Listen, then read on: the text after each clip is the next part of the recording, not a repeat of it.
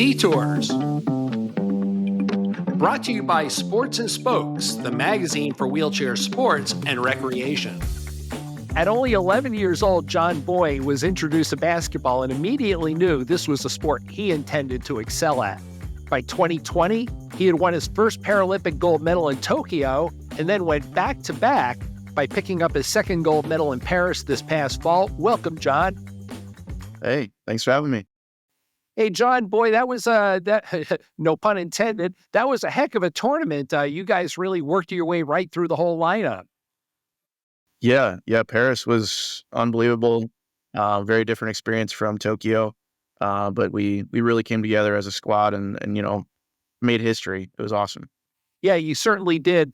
John, one of the quotes that you gave, which I thought was really good, was that this core group of guys was guys who essentially set their own standard. This was really a heck of a team. This was a dream team, essentially.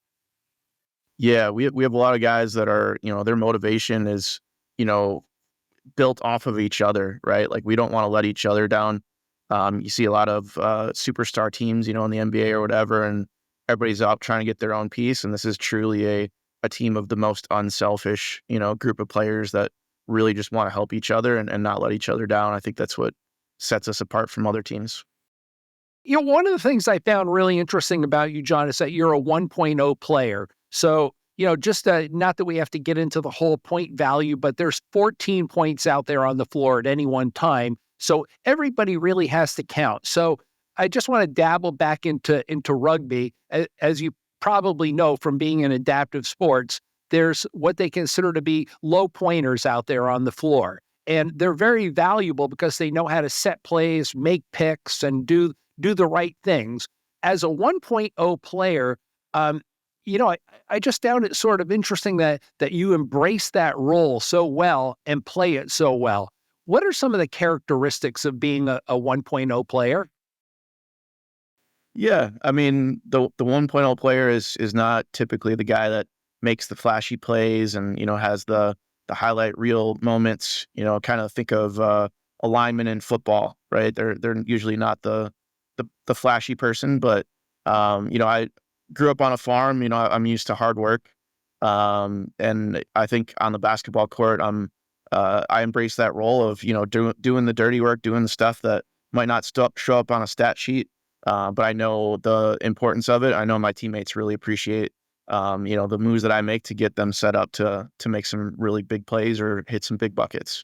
Yeah, so we're going to go back and touch on characteristics, but as long as you've talked about a stat sheet, I found this really pretty interesting. I went back and looked at the gold medal game against GB. So Brian Bell, who's a 4.5, he was out on the floor for 40 minutes. Sirio was out on the floor for 32 minutes. Trey Jennifer was out on the floor for 40 minutes. You were out there for 38 minutes, man.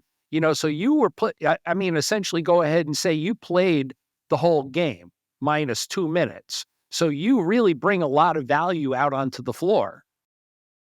Yeah. And even looking back at Tokyo, I played 40 minutes the entire game, the entire tournament. I embrace my role, and I really know that a lot of my teammates trust me in doing what I can out there to, put them in good spots. And they also trust me back to, guard those high-class players or, hit an open bucket if teams leave me open.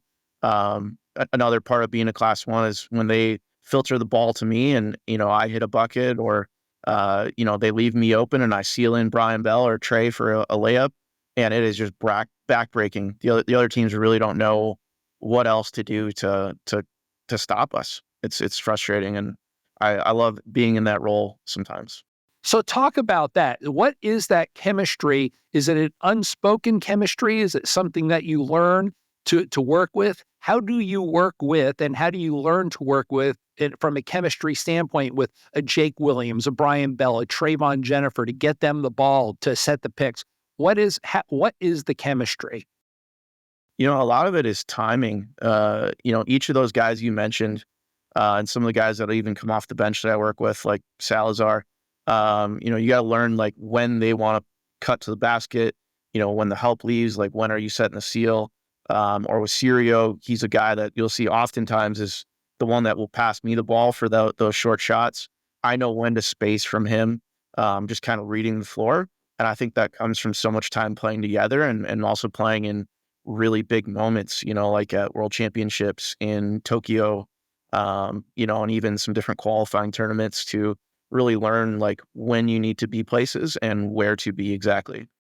Even more than learn, do you think you get to a point where you sense? I mean, is there something that's completely unspoken that you don't even have to really, you don't have to go into a huddle and have a discussion. You just kind of know what this guy's characteristics are. For sure. I think that's part of playing so long together. And in Paris, it was so loud out on the court. At times, you could be talking and yelling, but the guy next to you can't hear you, and he's 5 feet away. So I think there's a lot of moments, especially me and Brian. Brian Bell and I play together almost all the time on offense and almost all the time on defense. We could play and not talk, and we would probably have a good idea what the other guy's thinking. We'd like to take a minute to thank our sponsor, Sports and Spokes Magazine.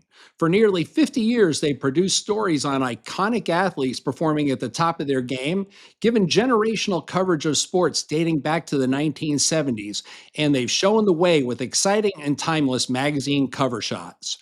To stay on top of all the latest news from the world of high performance adaptive sports, go to sportsandspokes.com. Sports and Spokes, the magazine for wheelchair sports and recreation. John, I'm going to go out on a limb and talk about what I kind of see from some of the footage I've watched of you play and the team play in general, but the characteristics of a 1.0, and correct me and if I'm wrong or enhance on this, but I see a 1.0 as having to be a really observational player. You got to be able to see what's happening. You have to have a lot of pre-planned focus. You can't twist, turn, and maneuver the same way as a Brian Bell or a Trey Jennifer. They just move so quickly. You have to have keen instincts, and you have to be able to set up the moves for the high value player to score. Is that the basics of a 1.0, and how can you enhance on that? Yeah, by the way, the guys you mentioned, unbelievable chair skills. I mean, if you ever want to, aspire to know how to move your chair, watch those guys move. But yeah, I think as a one, right, I have less function than some of those higher class players. So that's where you got to be planning ahead a little bit more, so that you're ready to be in that spot, to be in a position, to have your balance ready. Because I don't have the same balance as some of those guys do. And that's also where that timing comes into play, and that timing window goes smaller and smaller as you go onto those higher levels. So when the help leaves and I want to set a seal for Brian, Brian might be like ready to go, but he's got to know that I'm also moving, or he's just gonna ram into me. So it's definitely planning way ahead, just so that you're ready because you don't have the same function. But that's where I think I brought a lot of value is I'm able to sense exactly when I need to take off and to bring that guy with me to the bucket. So for you, do you see it more as you being a guy who sets plays and sets picks, or passes the ball at the right time? What is it that you anticipate when you get out on the floor? What is it you hope to bring to the table in every single time up and down the floor? I think I pride myself a lot on my defense. Typically, when we play other teams, their high class player, their Brian Bell is probably looking for me on the court, and you'll see it oftentimes that they'll cross the court so they can get that matchup. So that's where I think I bring a huge advantage to our team. I can guard higher class players. I got long arms to reach to block them or to contest shots. And my teammates trust me a lot to guard some of those guys, which in the numerical advantage, right? You get 14 points on the floor. It gives a huge advantage if I'm guarding a 3 or a 4, and the rest of my guys are going against their 4. It gives a huge advantage to us. So you got the two gold medal Paralympic experience. You got Tokyo, you got Paris. When you think back on over the course of those two quads, and you obviously you're probably looking at one more with 2028 coming up, right? Maybe we'll see. We'll Yeah, see. we'll see. So just reflect back over Paris. Thinking back, what were some of the one or two really outstanding moments that stick out in your head? Uh, I mentioned a little bit earlier, COVID was going on during Japan and Tokyo. One of the big moments for me was having my family and friends at all the games. That was really, really special to me. I made a point of not like finding them in the crowd before the game, but afterwards, absolutely pointing them out and going and seeing them. That was a really special thing for me. The other part was, as the tournament progressed, and I know as it went on that this is probably the last time that you're going to have those 5 guys on the court, maybe. Just really relishing that time with those brothers, those people that you've spent the last 4 or 8 years on playing with, and really just cherishing those moments together.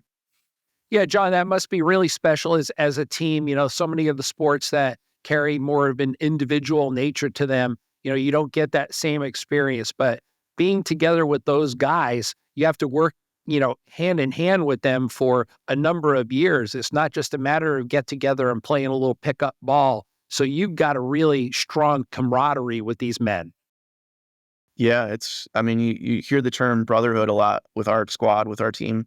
But it's true. You see these guys so often, but it's also, connected in personal lives.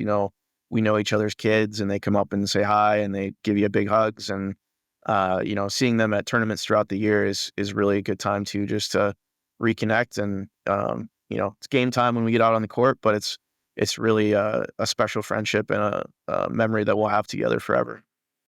If someone were looking at basketball, and basketball is really thriving right now, I noticed that there are 250 teams that have entered the NWBA in this upcoming 2025 season. What is it you would tell somebody that wanted to get involved in basketball? Why would they want to choose this as their chosen sport? Basketball has given me everything. I have a different point of view, I think, of where I started, but basketball has given me a ton of friendships. It's given me, the opportunities to travel the world and meet presidents and meet all sorts of people. But also it connects me with other folks that are in a similar situation as me. So you can kind of poke fun at some disabilities with each other, and maybe talk a little bit about what's going on with each other's lives and problem solve, and come up with some different solutions. So it's connected. It'll connect you in ways that you may not realize. And it'll also take you, all over the country and around the world potentially, depending on how hard and you want to work and how much you want to put in. Well, hey, man, you're a 2-time gold medalist. Congratulations once again, and hope to see you back in 2028, because I know you've probably got more in the tank. I think I do, but I'm enjoying a little bit of a break right now. Thank you, John. Thank you.